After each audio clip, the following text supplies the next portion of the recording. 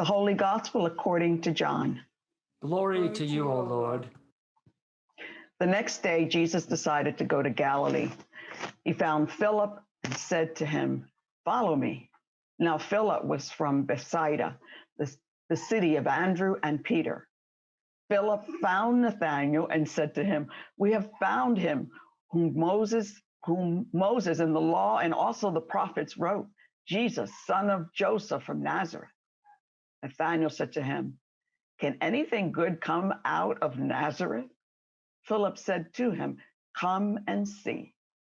When Jesus saw Nathanael coming towards him, he said of him, "Here is truly an Israelite in whom there is no deceit." Nathanael asked him, "Where did you get to know me?" And Jesus answered, "I saw you under the fig tree before Philip called you." Nathanael replied, "Rabbi, you are the Son of God. You are the King of Israel." Jesus answered, "Do you believe because I told you that I saw you under the fig tree?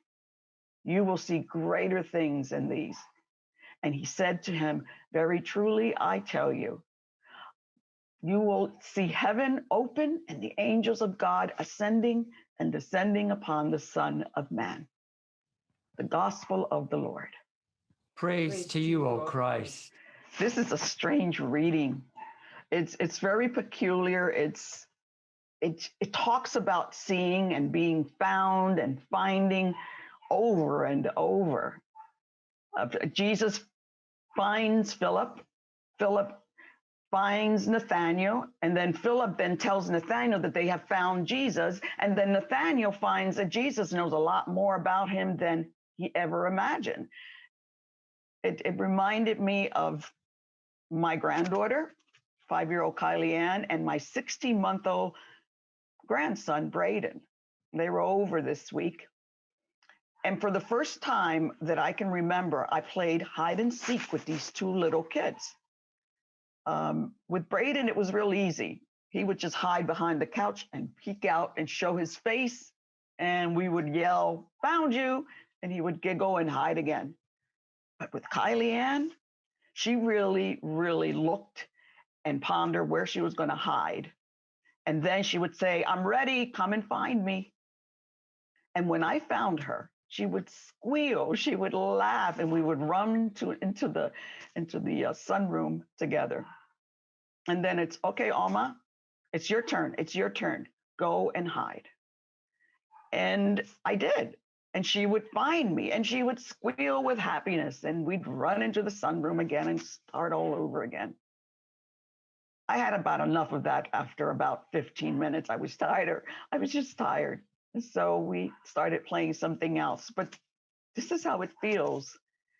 I think Jesus and Philip and Nathanael were seen, were saw, were found. And what an amazing feeling. I remember when I was my first year in college, when I was 18, it was at the Barron campus of Penn State up in Erie, PA. And I remember it was just beautiful up in that area, thick woods. And I went for a walk one day by myself. It was in the fall. It was just a beautiful day. It was pretty late in the evening, just before the sun went down. I got lost. And I don't know how long it took me to find the road back to campus, back to my room, but it scared the living daylights. And it was just, there was nothing, this feeling of being able to find my way home. There was nothing like that. I've never felt anything such a relief. Now, 2 years ago, before the pandemic, before COVID, we had all the kids and our grandchildren and our children in the backyard for a barbecue. And Samantha has a 5-year-old child back then, and she decided that she was going to hide. And Samantha was calling and calling hysterically her daughter, "Where are you, Amaya?" And Amaya wouldn't answer. And she started freaking out, this mother, my little Samantha, "Where are you?" And when Amaya heard that voice, she came out and she was scared because she thought she was in trouble, and she was. Samantha broke down and started crying hysterically. And I'm like, I patted her, I calmed her down. She was just so happy that she found her daughter. And she was just in the yard, but it scared the living daylights out of her not being able to find her daughter. There's a lot of lostness right now. Pastor Woody in the beginning of the service shared so many things that are going wrong in our country, so many things that are going on. This country is, it seems like the violence, the injustice, it makes you feel lost. Maybe you know someone, maybe in your own family or a friend or a neighbor who's lost to addiction, gambling, drugs, doesn't matter. Or a friend who's lost right now to sadness or depression. A lot of people get the blues in the wintertime. I know I do. Or a parent who's lost to dementia. I know that when I speak to my mother and I'll show her something and her face lights up, it's like I found her again, a woman that I knew. I really believe that there's nothing like being found. There's nothing like being found by someone else.